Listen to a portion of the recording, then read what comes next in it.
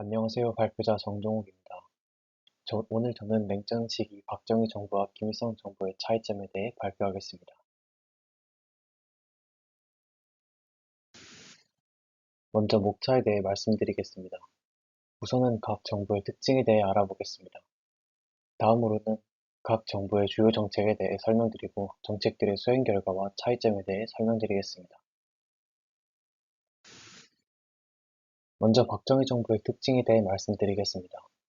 군사 쿠데타를 통해 집권한 박정희 정부는 공산주의로부터 승리하기 위해서는 그들보다 더 잘 사는 국가가 되어야 한다는 승공주의를 앞세웠습니다. 박정희 대통령은 국내외의 위협에서 벗어나 민족의 자유를 누릴 필요성을 강조하고 국가, 민족의 자유를 큰 자유, 개인의 자유를 작은 자유로 구분하며 큰 자유를 지키기 위해 때로는 작은 자유를 일시적으로 희생할 줄 알아야 하고 절제할 수 있어야 한다. 그래야 우리가 소중히 여기는 큰 자유를 보호할 수 있다라고 주장했습니다. 이러한 박정희 대통령의 신념을 따라 박정희 정부는 경제 발전의 기틀을 다지는 정책을 집중적으로 시행하는 한편 반공주의와 국가안보를 적극적으로 활용하여 정치적 기반을 다졌습니다. 다음으로 김일성 정부의 특징에 대해 말씀드리겠습니다. 6.25 전쟁 이후 김일성의 북한은 소련, 동독, 체코 등 여러 사회주의 국가들의 전폭적인 지원으로 피해를 빠르게 복구할 수 있었고 그 결과 북한은 남한보다 빠르게 산업 발전을 이룰 수 있었습니다. 이후 1960년대에 소련과 중국 사이의 관계가 악화되자 북한은 어느 편도 들지 않고 양쪽과 적절히 거리를 두며 양쪽 모두로부터 이득을 챙기는 외교 정책을 구사했습니다. 이러한 외교 전략과 공산 국가들로부터의 기술적, 경제적 지원으로 인해 북한은 오랜 기간 동안 과학기술 분야에서도 남한보다 앞설 수 있었습니다.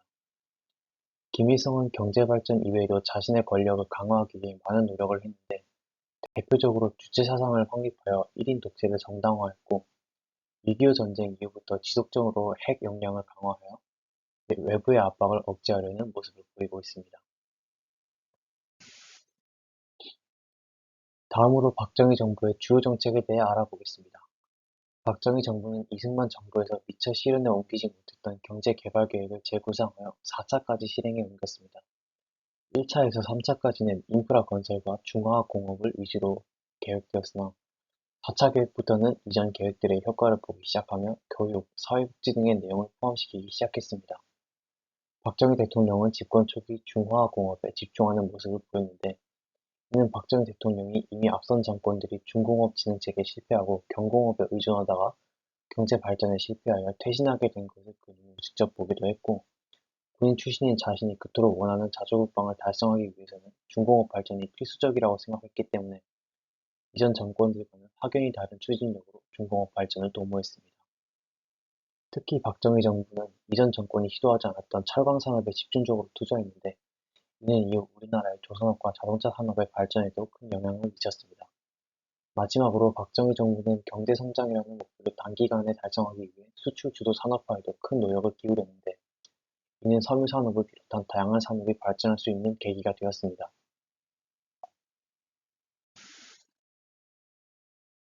다음으로 김일성 정부의 주요 정책에 대해 살펴보겠습니다. 박정희 정부와 마찬가지로 김일성도 경제 발전에 많은 노력을 기울였습니다. 김일성은 공산주의 특유의 계획경제 체제 아래 전쟁으로 황폐화된 산업시설 및 인프라를 재건하고자 천리마 운동 등의 정책을 펼쳤습니다. 대중동원이라는 천리마 운동의 특성상 1960년대 초 북한은 고도의 성장을 이룰 수 있었습니다. 하지만 이후 순천 비난로 연합기업소 조성 정책의 실패 등으로 인해 북한의 경제는 내리막길을 걷기 시작했습니다. 이러한 경제정책 이외에도 김일성은 남한과의 체제 경쟁에서 승리하고자 다양한 정책을 펼쳤는데요. 대표적으로 평양 세계 청년 학생 축전이 있습니다. 이는 북한이 대한민국의 88 올림픽에서 자극을 받아 무리하게 주최한 것으로 당시 어려웠던 북한의 경제에 치명적인 타격을 주었습니다.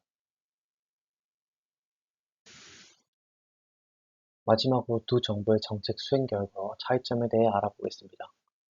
박정희 정부와 김일성 정부는 경제 발전을 위해 노력했다는 공통점이 있지만 지도자의 역량과 체제의 차이라는 차이점이 두 정부의 성패를 갈랐다고 볼 수 있습니다. 박정희 정부는 정책을 수행 과정에서 개인의 자유를 침해했다는 비판이 있지만 경제 발전 계획을 성공적으로 수행하여 이후 대한민국이 선진국이 될 수 있는 발판을 마련했습니다. 반면 김일성 정부는 일제가 남긴 산업 인프라와 주민동원을 통한 고성장이라는 이점을 가졌음에도 불구하고 불필요한 체제 경쟁과 독재자의 실정이라는 죄책으로 경제 성장을 지속하지 못하고 세계 최빈국으로 몰락하고 말았습니다. 지금까지 냉전 시기 박정희 정부와 김일성 정부의 차이에 관한 발표를 마치겠습니다. 감사합니다.